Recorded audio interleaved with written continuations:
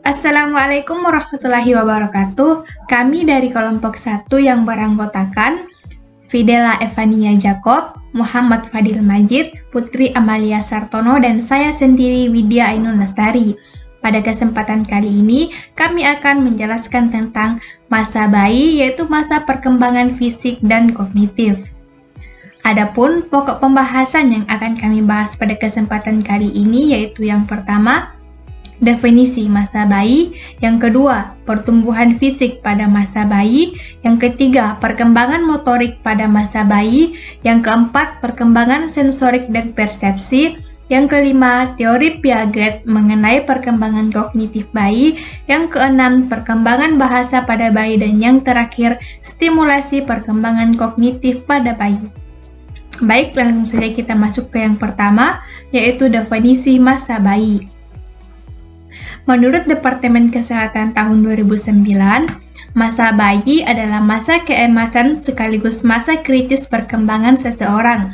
Dikatakan masa kritis karena pada masa ini bayi sangat peka terhadap lingkungan, dan dikatakan masa keemasan karena pada masa bayi berlangsung sangat singkat dan tidak dapat diulang kembali.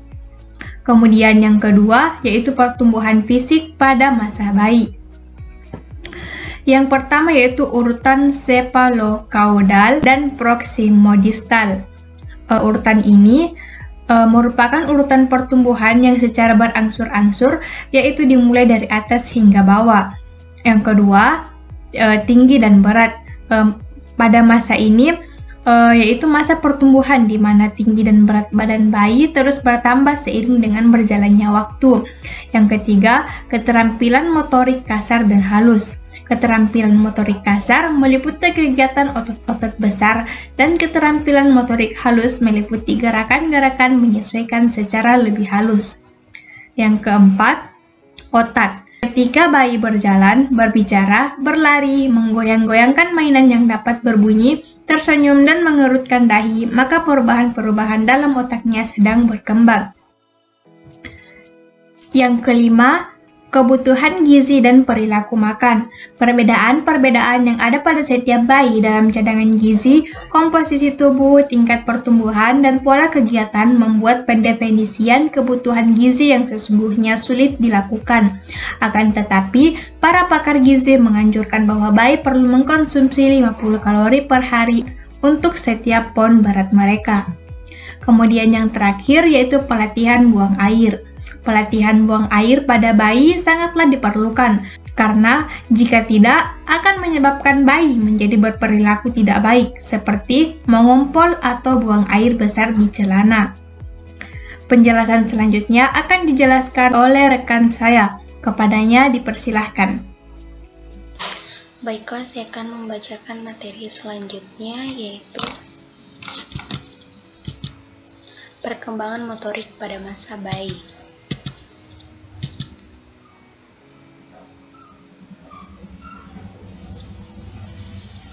Menurut Piaget tahun 1952, tahap sensorik motorik Piaget berlangsung dari kelahiran hingga kira-kira usia 2 tahun. Selama masa ini, perkembangan mental dipengaruhi oleh kemajuan yang besar pada kemampuan bayi untuk mengorganisasikan dan mengkoordinasikan sensasi melalui gerakan-gerakan dan tindakan-tindakan fisik. Oleh karena itu, namanya sensorik motorik. Selanjutnya, tahap perkembangan sensorik motorik. Tahap yang pertama yaitu refleks sederhana. Tahap refleks sederhana biasanya sudah mulai terjadi sejak si kecil lahir hingga berusia 1 bulan. Pada tahap ini, ia akan banyak melakukan gerakan yang bersifat refleks, spontan, dan tidak disengaja. Tahap selanjutnya yaitu respon berulang. Pada tahap ini, umumnya si kecil sudah mulai mampu mengulang kebiasaan-kebiasaan sederhana, seperti memasukkan jari ke dalam mulut. Fase ini disebut juga dengan reaksi sirkular primer.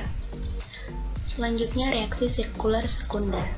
Pada tahap ini, biasanya si kecil sudah mulai bisa menggerakkan beberapa mainan yang ditunjukkan padanya.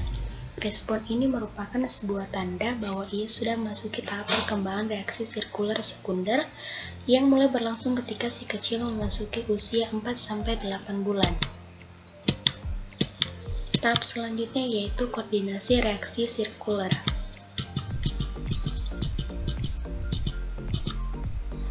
Pada umumnya, bayi sudah mulai mengalami perkembangan yang cukup signifikan pada tahap ini, yaitu koordinasi antara gerakan dan perintah otak yang berlangsung selama usia 8-12 bulan. Tahap perkembangan selanjutnya yaitu reaksi sirkuler tersier. Reaksi sirkuler tersier mengacu pada kesenangan dan keingintahuan atas hal-hal baru. Tahap perkembangan ini biasanya sudah mulai berlangsung pada usia 12-18 bulan. Dan tahap perkembangan sensorik motorik yang terakhir yaitu logika berpikir. Inilah tahap perkembangan sensori motor terakhir yang berlangsung di usia 18-24 bulan. Pada tahap ini, fungsi mental si kecil akan mulai bertransisi dari sensori motor menjadi kemampuan kognitif. Fase ini merupakan tahap paling krusial dalam proses perkembangan sensori motor. Selanjutnya, perkembangan sensoris dan persepsi. Proses sensorik adalah proses manusia dalam menerima informasi sensoris atau energi fisik dari lingkungan, melalui penginderaan dan menerjemahkan informasi tersebut menjadi sinyal-sinyal neural yang bermakna. Berikut alat-alat tubuh sensoris. Yang pertama, penglihatan. Mata adalah organ indera yang kompleks. Di mata terdapat reseptor khusus cahaya yang disebut fotoreseptor. Kedua, penciuman. Menurut W.F. Ganom, manusia dapat mengenal 2.000-4.000 bau yang berbeda. Saraf yang menerima rangsang pembau ada dua, yaitu nervus olfactorius dan nervus trigeminus. Ketiga, peraba. Kulit merupakan indera untuk stimulus mekanik seperti raba dan tekan, panas, dingin, dan nyeri. Menurut hasil penelitian, tiap rasa mempunyai tempat yang berbeda-beda pada kulit kita. Keempat, pendengaran. Menurut W.F. Ganom, di dalam telinga terdapat dua reseptor sensorik untuk pendengaran dan keseimbangan. Adapun proses pengamatan suara melalui tiga bagian di telinga yaitu pertama telinga bagian luar, tiga telinga bagian tengah, dua telinga bagian tengah, dan yang ketiga telinga bagian dalam. Alat-alat tubuh sensoris yang terakhir yaitu pengecap. Rangsangan kimia yang berasal dari luar tubuh kita diterima oleh reseptor kimia atau disebut kemoreseptor. Kemoreseptor kita terhadap lingkungan luar adalah berupa tunas pengecap yang berupa lidah. Faktor yang mempengaruhi sensorik ada 4. Yang pertama, keadaan indera yang sehat dan sempurna yang akan mempengaruhi kesempurnaan proses sensoris. Yang kedua, rangsangan yang sangat lemah ataupun sangat kuat akan mengganggu proses sensorik. Ketiga, saraf dan pusat saraf dalam keadaan baik dan sehat. Dan yang keempat, perhatian yang tertuju pada objeknya yang memudahkan persepsi, dan apabila perhatian kurang akan mengganggu konsentrasi sehingga proses sensorik tidak sempurna. Sekian, materi selanjutnya akan dibacakan oleh Saudari Putri Amalia Sartono. Terima kasih atas kesempatan yang telah diberikan. Jadi materi selanjutnya yaitu persepsi. Pengertian persepsi. Persepsi adalah proses mencapai kesadaran atau pemahaman lingkungan dengan mengorganisir dan menafsirkan informasi sensori. Kemudian macam-macam persepsi. Yang pertama yaitu persepsi visual. Persepsi yang didapatkan dari indera penglihatan. Kemudian yang kedua yaitu persepsi auditori. Persepsi yang didapatkan dari indera pendengaran. Kemudian yang ketiga, persepsi perabaan, yaitu persepsi yang didapatkan dari indera taktil yaitu kulit. Kemudian yang keempat, yaitu persepsi penciuman, yaitu persepsi yang didapatkan dari indera penciuman. Kemudian yang terakhir yaitu persepsi pengecapan. Persepsi ini dapat didapatkan dari pengecapan, indera pengecapan. Kemudian tahapan persepsi. Step pertama yaitu proses fisik. Proses ditangkapnya suatu stimulus oleh alat indera manusia. Kemudian step kedua yaitu proses fisiologis. Proses ini diteruskannya stimulus yang diterima oleh reseptor melalui saraf-saraf sensorik. Kemudian yang ketiga yaitu proses psikologi. Proses timbulnya kesadaran individu tentang stimulus yang diterima reseptor. Kemudian step keempat yaitu hasil yang diperoleh dari proses persepsi yaitu berupa tanggapan dan perilaku. Kemudian faktor yang mempengaruhi persepsi. Faktor yang pertama yaitu pelaku persepsi. Kemudian faktor yang kedua yaitu objek atau yang dipersepsikan. Dan yang terakhir yaitu konteks dari situasi di mana persepsi itu dilakukan. Kemudian teori Piaget mengenai perkembangan kognitif bayi. Tahapan perkembangan kognitif bayi. Yang pertama yaitu tahap sensori motor yaitu usia 18 sampai 24 bulan. Tahap sensori motor adalah yang pertama dari 4 tahap dalam teori Piaget mengenai perkembangan kognitif anak. Selama periode ini, bayi mengembangkan pemahaman tentang dunia melalui koordinasi pengalaman sensorik yaitu melihat dan mendengar dengan tindakan motorik yaitu menggapai dan menyentuh. Kemudian yang kedua yaitu tahap pro-operasional yaitu usia 2-7 tahun. Selama periode ini anak berpikir pada tingkat simbolik tapi belum menggunakan operasi kognitif. Artinya anak tidak bisa menggunakan logika atau mengubah, menggabungkan atau memisahkan ide atau pikiran perkembangan anak. Kemudian yang ketiga yaitu tahap operasional konkret yaitu usia 7-11 tahun. Perkembangan kognitif anak di tahap ini berlangsung sekitar usia 7 hingga 11 tahun dan ditandai dengan perkembangan pemikiran yang terorganisir dan rasional. Piaget menganggap tahap konkret sebagai titik balik utama dalam pengembangan kognitif anak karena menandai awal pemikiran logis. Kemudian tahap yang terakhir yaitu tahap operasional formal yaitu usia 12 tahun ke atas. Pada tahap ini, mereka memperoleh kemampuan untuk berpikir secara abstrak dengan memanipulasi ide di kepalanya, tanpa ketergantungan pada manipulasi konsep. Kemudian materi selanjutnya yaitu perkembangan bahasa pada bayi. Bahasa atau language ialah suatu sistem simbol yang digunakan untuk berkomunikasi dengan orang lain. Pada manusia, bahasa ditandai oleh daya cipta yang tidak pernah habis dan adanya sebuah sistem aturan. Pada usia 3 hingga 6 bulan, bayi mulai memperlihatkan suatu minat akan suara dan merespon terhadap suara. Selama 3 atau 6 bulan berikutnya, bayi mulai mengoceh mengeluarkan suara. Pada usia kira-kira 6-9 bulan, bayi mulai memahami kata-kata pertama mereka. Baik, materi selanjutnya akan dilanjutkan oleh Saudara Fadil. Kepadanya dipersilahkan. Oke, yang akan menjelaskan selanjutnya adalah Muhammad Fadil Majid, yaitu saya sendiri. Oke, lanjut. Yang ketujuh, yaitu stimulasi perkembangan kognitif bayi.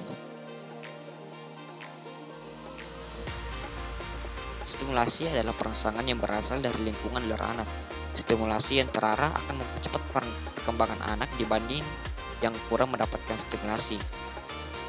Stimulasi yang dilakukan sejak dini dan berlangsung lama akan memberikan manfaat lebih besar dibanding dengan stimulasi yang terlambat dalam waktu yang singkat.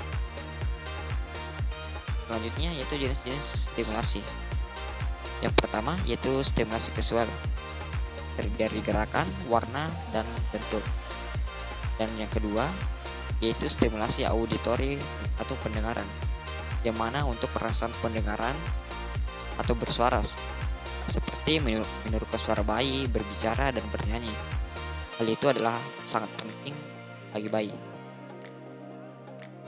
Yang ketiga yaitu stimulasi taktil, sensasi sentuhan yang paling berkembang pada lahir dan telah berfungsi sejak sebelum lahir, jauh sebelum fungsi sensasi lainnya berkembang. Jadi bisa dibilang stimulasi taktil ini adalah yang terpenting.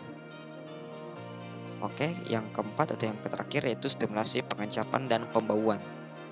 Variasi rasa dan tekstur makanan memungkinkan pengencapan dan pembauan. Selanjutnya yaitu macam-macam stimulasi dan cara berinteraksi. Yaitu yang pertama penglihatan. Satu yaitu menarik perhatian bayi dengan mendekatkan wajah ibu. Yang kedua, pertahankan kontak mata yang lama. Yang ketiga, ubah ekspresi wajah untuk mempertahankan interaksi visual. Yang kedua yaitu pendengaran. Gunakan suara Anda untuk berkomunikasi dengan bayi. Yang kedua yaitu berusaha agar bayi menggerakkan mata dan kepalanya ke arah suara Anda. Yang ketiga, gunakan benda untuk menimbulkan suara. Yang ketiga yaitu perabaan. Yang pertama yaitu membungkus atau menggendong dan mengatur posisi bayi.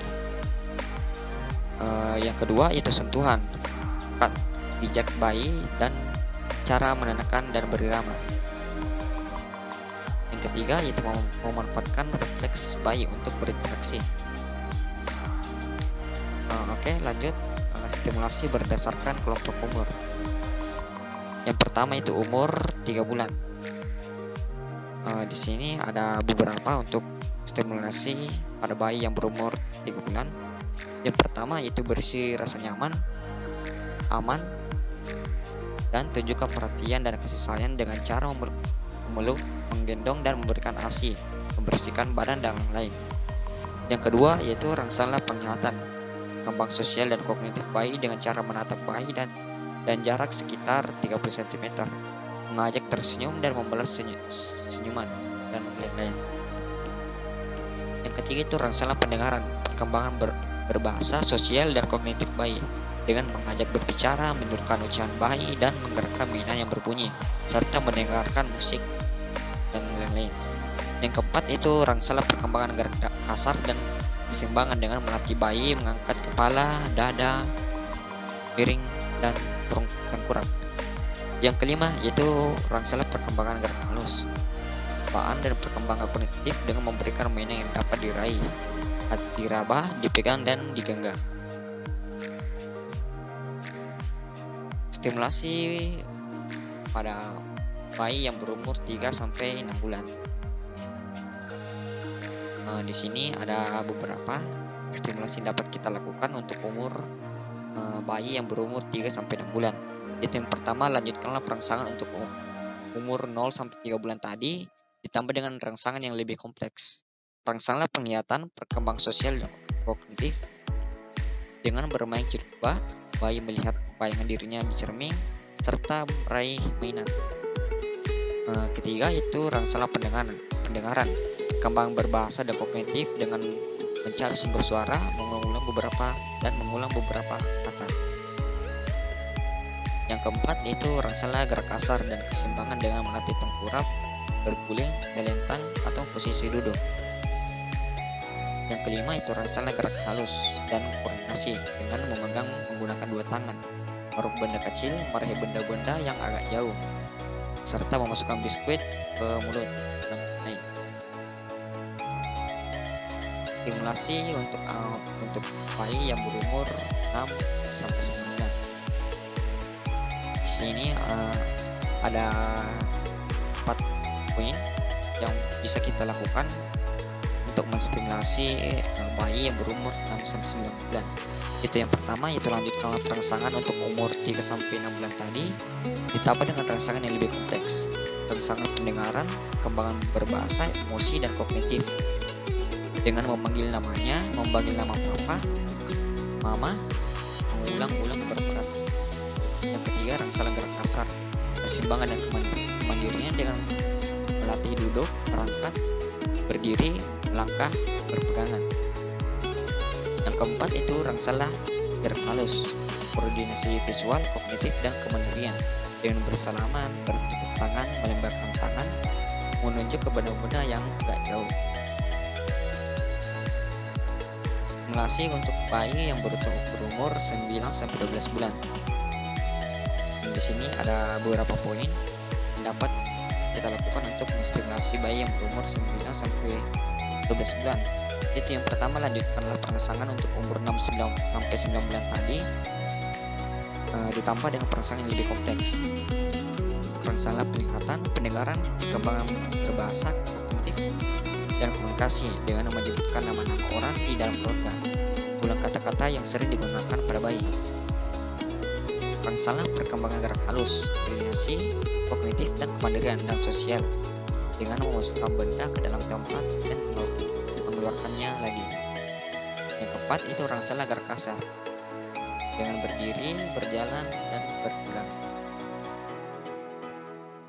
Oke, itu tadi dari presentasi dari kelompok kami. Mohon maaf jika masih banyak kekurangan. Sekian dari kelompok kami. Wassalamualaikum warahmatullahi wabarakatuh.